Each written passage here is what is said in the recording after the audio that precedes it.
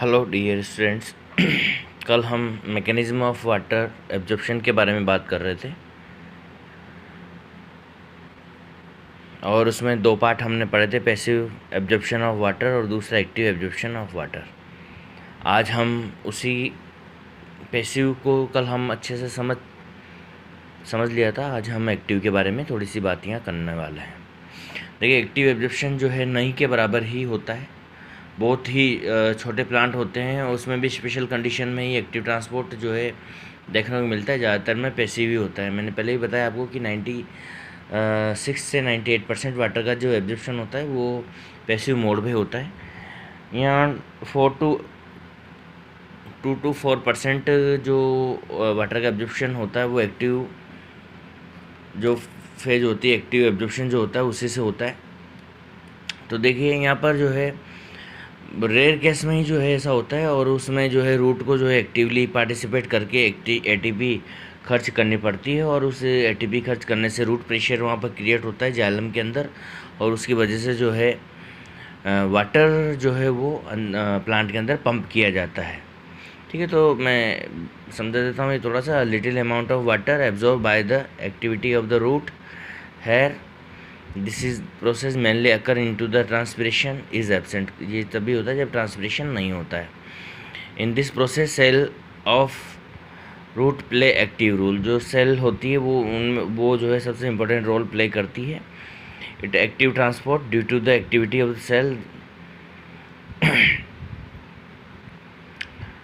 Positive force develop into the water column. जो एक positive force वहाँ डेवलप होती है वाटर कॉलम में, present into the xylem root, this is the called root pressure और इसी को रूट प्रेशर के नेम से हम जानते हैं। By this process root forcefully pull the water into the body. तो इससे जो है रूट जो है फोर्सफुली जो है खींच लेती है प्लांट को and required ATP for the water absorption, और वाटर एब्जॉर्प्शन को जो है ये अंदर की तरफ और रिक्वायर्ड के हिसाब से जो है मतलब वाटर अंदर की तरफ खींचती है और उसके लिए जो है एटीपी की रिक्वायरमेंट यहाँ पर होती है।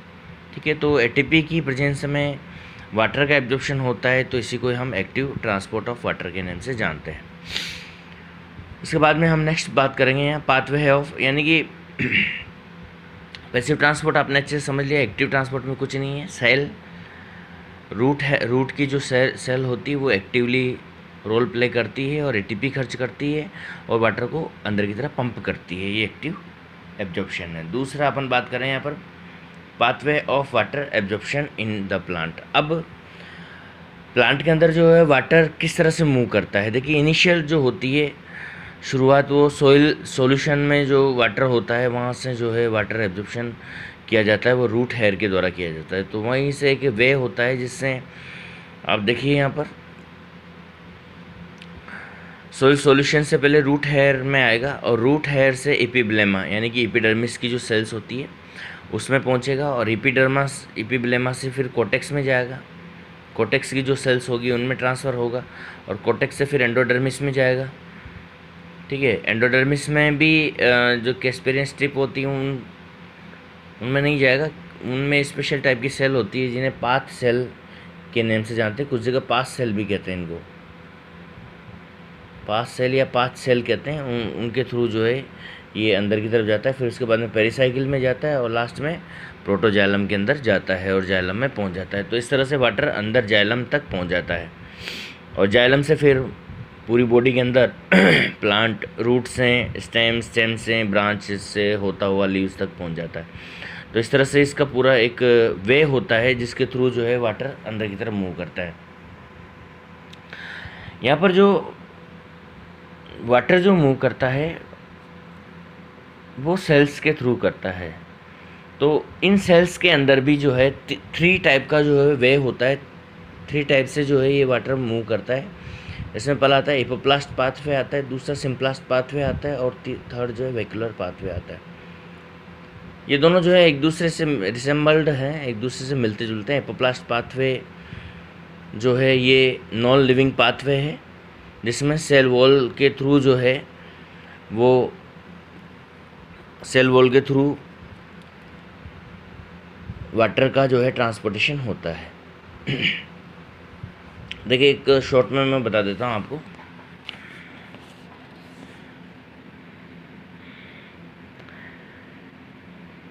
ये देखिए यहाँ पे ये सेल है और ये सेल वॉल है।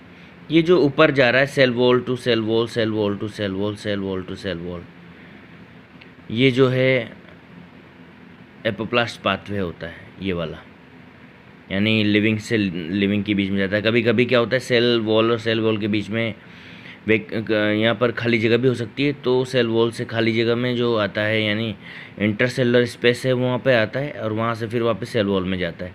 तो ये ट्रांसपोर्टेशन होता है एपोप्लास्ट पाथवे टाइप का होता है। सिंपलास्ट पाथवे में ये प्लाज्मा मेम्ब्रेन है और ये प्लाज्मा मेम्ब्रेन के बीच में एक प्लाज्मा मेम्ब्रेन से दूसरी प्लाज्मा मेम्ब्रेन के बीच में सेल वॉल के बीच में आपने स्ट्रक्चर पढ़ी थी प्लाज्मोडेस्माटा होते हैं, तो यहाँ से यहाँ ट्रांसपोर्ट होता है। ठीक है, तो ये होता है सिंपलास्ट पाथवे। और ये तीसरा वाला जो होता है इसमें पहले वैक्यूल से साइटोप्लाज्म में आता है और साइटोप्लाज्म से फिर दूसरी सेल के साइटोप्लाज्म में जाता है और दूसरी सेल के साइटोप्लाज्म से फिर वैक्यूल में जाता है। तो यहाँ से इसको डायरेक्ट इस तरह से शो करते हैं कि वैक्यूल से वैक्यूल में ये जाता है, बट एक्चुअली ये वैक्यूल से वैक्यूल में जाने का कोई सीधा रास्ता है नहीं। ठीक है, वैक्यूल से पहले साइटोप्लाज्म में आना पड़ेगा इसको, साइटोप्लाज्म से फिर दूसरी सेल के साइटोप्लाज्म में जाना पड़ेगा, फिर इसके वैक्यूल के अंदर जाना पड़ेगा। बट ये ज़्यादातर कुछ सेल्स जो होती है वो वाटर को जो है स्टोर करके रखती है वैक्यूल के अंदर, तो इस तरह का जो पाथवे होता है उसको वैक्यूलर पाथवे के नेम से जानते हैं। ठीक है, तो अब इनको डिटेल में अपन बात कर लेते हैं। इन थर्ड जो हैं इनकी सबसे पहले अपन एपोप्लास्ट पाथवे की बात कर लेते हैं। When the flow of water into the plant occurs through non-living cell wall and extracellular space present among the cell, and this is the called apoplast pathway। ठीक है, सेल वॉल से cell wall में जा रहा है या cell wall से cell wall के बीच में अगर इंट्रासेलुलर स्पेस बचा हुआ है, वहाँ खाली जगह है, तो पहले सेल वॉल से इंट्रासेलुलर स्पेस में जाएगा, फिर उसके बाद में वहाँ से वापस सेल वॉल के अंदर जाएगा। तो इस तरह से नॉन लिविंग पाथवे ये होता है। In endodermal cells, Casparian strips are present, so water cannot be flow by this method। जो एंडोडर्मल सेल्स होती है उनमें कैस्पेरियन स्ट्रिप्स होती है, तो वहाँ से जो है वाटर फ्लो इस मेथड से नहीं हो सकता है। In the endodermal cells the flow of water take place through the cell membrane. इनमें जो है वाटर का जो फ्लो होता है वो सेल मेम्ब्रेन के थ्रू होता है। This pathway is known as trans membrane pathway. इस तरह का जो स्पेशल टाइप का होता है उसको ट्रांस मेम्ब्रेन पाथवे के नेम से भी जानते हैं। तो इसको भी आप थोड़ा सा याद रख लेना कि वो जो सेल होती है एंडोडर्मल सेल्स, उनके अंदर किस तरह से जो है ट्रांसपोर्ट होगा। इसके बाद में बात करते हैं हमारे सिंपलास्ट पाथवे। सिंपलास्ट पाथवे एक सेल से दूसरे सेल में थ्रू द प्लाज्मोडेस्माटा साइटोप्लाज्म से साइटोप्लाज्म में होता है, तो लिविंग पाथवे होता है। When the water flow from the one cell to another cell through the plasmodesmata, plasmodesmata के थ्रू होता है, और protoplasm, then this path is the called symplast pathway और लिविंग पाथवे भी इसको हम जानते हैं। थर्ड जो पाथवे है इसमें vacuolar pathway. In this pathway water pass from the one cell to another cell through the plasma membrane, not along to plasmodesmata. तो प्लाज्मोडेस्माटा के थ्रू नहीं जाता है, प्लाज्मा मेम्ब्रेन के थ्रू इसमें जाता है। After plasma membrane the water pass through the tonoplast and then vacuole. तो प्लाज्मा मेम्ब्रेन से ये टोनोप्लास्ट जो प्लाज्मा मेम्ब्रेन से जुड़ी रहती है, तो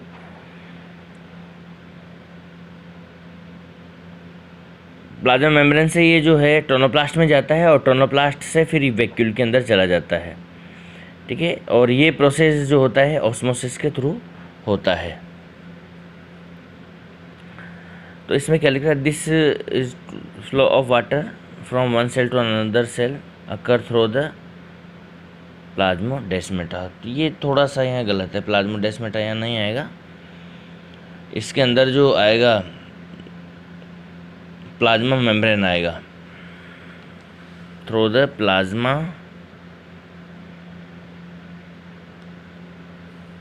मेम्ब्रेन लिखना पड़ेगा।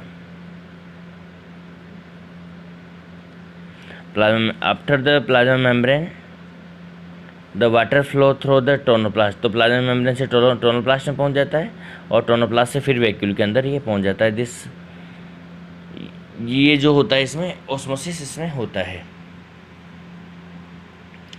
और इसके अंदर देखिए ऑस्मोसिस के थ्रू होता है, और कभी कभी जो है इस प्रोसेस में जो है एनर्जी की भी नीड होती है, एनर्जी की भी ज़रूरत होती है। ठीक है, तो ये वेक्यूलर पाथवे हो गया। अब इसके बाद में ये डायग्राम आप बनाएंगे। इसके बाद में अपन बात करते हैं फैक्टर अफेक्टिंग वाटर एब्जॉर्प्शन। अब कौन कौन से फैक्टर है जिन जो है वाटर एब्जॉर्प्शन को जो है अफेक्ट करने का काम करते हैं। सबसे पहला अवेलेबिलिटी ऑफ वाटर, सोइल के अंदर कितना पानी अवेलेबल है। पानी अगर पर्याप्त मात्रा में है तो वाटर एब्जॉर्प्शन पूरी पावर के साथ होता रहता है, पूरी कैपेसिटी के साथ होता रहता है। लेकिन वाटर की अवेलेबिलिटी कम है तो फिर जो है वो रिड्यूस होना शुरू हो जाती है उसकी। ठीक है, तो अवेलेबिलिटी ऑफ वाटर जो है सबसे इम्पोर्टेंट फैक्टर है जो कि वाटर एब्जॉर्प्शन को अफेक्ट करने का काम करता है। The plant absorb capillary water which is present in the soil. Absorption of water depend amount of capillary water present in the soil.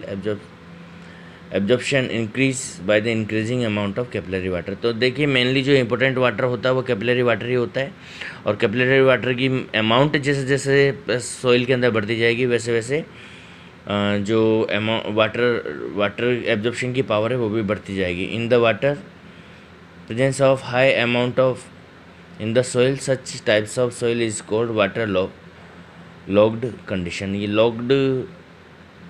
Logging होती है, log.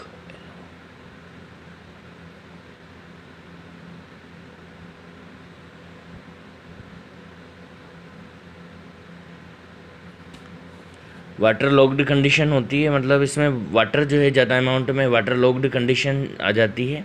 And the soil physiologically dry because the lack of oxygen. अब क्या होता है यहाँ पर, जैसे ही पानी ज़्यादा भर जाता है किसी खेत के अंदर तो उसी कंडीशन में जो है रूट में जो है ऑक्सीजन की सप्लाई, क्योंकि वहाँ सॉइल के अंदर ऑक्सीजन नहीं होती है, क्योंकि पानी भर जाता है तो सारी ऑक्सीजन वहाँ से निकल जाती है। और ऑक्सीजन निकलने से वो रूट जो है, रूट को ऑक्सीजन नहीं मिलने की वजह से वो उसकी सेल डेड होना शुरू हो जाती है। और ऐसी कंडीशन में वाटर का खूब सारा वाटर होते हुए भी वाटर का एब्जॉर्प्शन बंद हो जाता है, और इसको हम फिजियोलॉजिकल ड्राई कंडीशन कहते हैं। और इसी वजह से आपने देखा होगा कि खेत में ज़्यादा पानी भरने की वजह से जो है फसल सूख जाती है। वो उसका जो मेन रीज़न होता है वो ये होता है कि ज़्यादा पानी भरने से फसल सूख गई। The amount of water which is left in the soil after extracting and additional water, जो वाटर का अमाउंट होता है जो बचा हुआ होता है सॉइल के अंदर वाटर एब्जॉर्ब करने के बाद, form the soil by the gravitational force, वो ग्रेविटेशन फोर्स के संपर्क में चला जाता है। And this is the called field capacity, और उसी को हम फील्ड कैपेसिटी के नाम से जानते हैं। This is also known as water holding capacity of soil, और इसी को ही जो है वाटर होल्डिंग कैपेसिटी भी कहते हैं सॉइल की। The percentage of soil water when the plant leaf exhibit first time wilting when they are grow into the soil, and that condition is called permanent wilting। तो soil की वो जो amount होती है जिसमें सबसे पहले लीफ के अंदर विल्टिंग नज़र आना शुरू हो जाती है,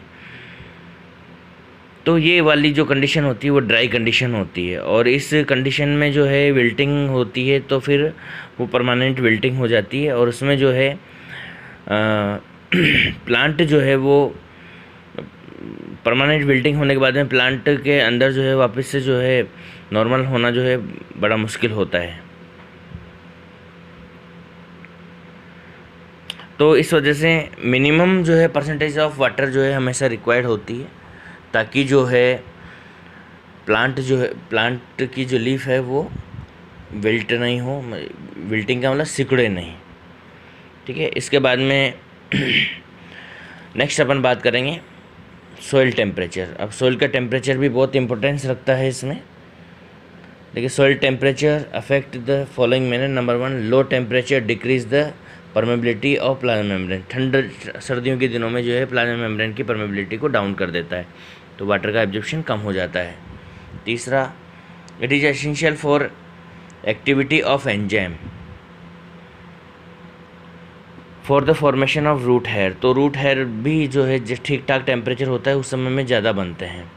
and the low temperature the viscosity of capillary water is increase. अब कम टेम्परेचर होता है तो उसमें विस्कोसिटी भी जो है वाटर जो है गाढ़ा हो जाता है, वाटर के मॉलिक्यूल पास पास आ जाते हैं। So the cold soil is physiologically dry. ज़्यादा ठंड जब हो जाती है तो वो फिजियोलॉजिकली ड्राई हो जाती है, यानी वाटर एब्जॉर्ब करना उसमें मुश्किल हो जाता है।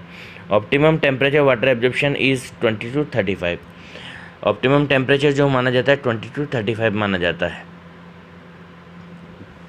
Above this range and below this range the rate of water absorption is decrease. दोनों ही कंडीशन में अगर सोइल का टेम्परेचर इससे ज़्यादा होता है तब भी वो बेकार होता है, और इससे कम होता है तब भी वो बेकार ही माना जाता है।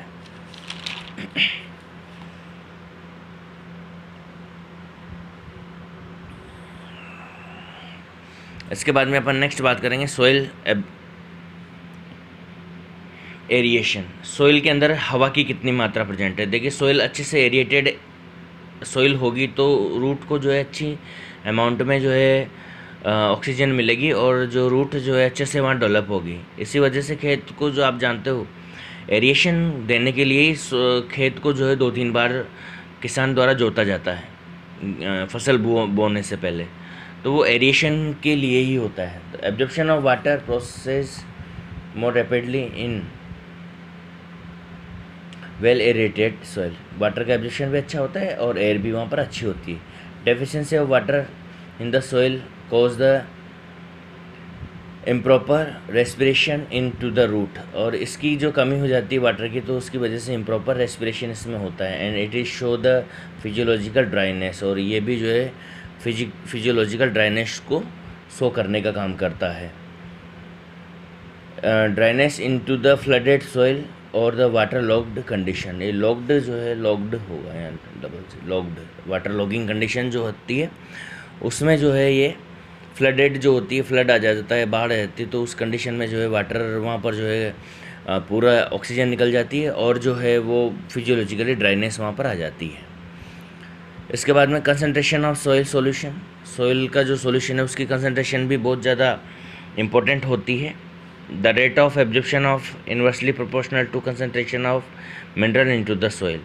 जितनी कम कंसंट्रेशन वहाँ पर होगी वाटर का एब्जॉर्प्शन उतना ही तेज होगा, जितनी ज़्यादा होगी उतना ही कम होगा। Due to the presence of mineral salt the soil is large amount of concentration of the soil solution become high.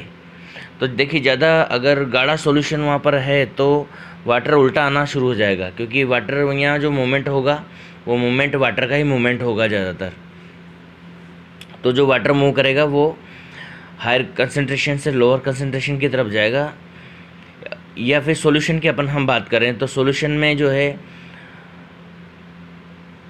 Lower concentration से जो है हायर कंसंट्रेशन की तरफ जाता है सॉल्यूशन की कंडीशन में। तो इसको जो है यहाँ पर मिनरल की अमाउंट जो है कम होनी चाहिए सॉइल के अंदर, ताकि वाटर अच्छे से एब्जॉर्ब हो सके।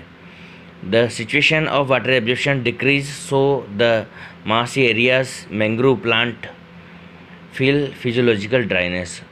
अब तो इसी वजह से जो दलदली क्षेत्र होते हैं और वहाँ पर मिनरल ज़्यादा होते हैं, मार्शी एरिया जो ज़्यादा होते हैं, तो वहाँ पर फिजियोलॉजिकल ड्राइनेस वो शो करते हैं। और लास्ट जो है इसमें ट्रांसपिरेशन की रेट है, उसके ऊपर भी सीधा सीधा डिपेंड करता है। ट्रांसपिरेशन की रेट जैसे बढ़ती है वाटर एब्जॉर्प्शन बढ़ जाता है, और जैसे ही घटती है वैसे ही घट जाता है। तो ठीक है बच्चों, आज के लिए इतना ही। इससे आगे अपन कल बात करेंगे।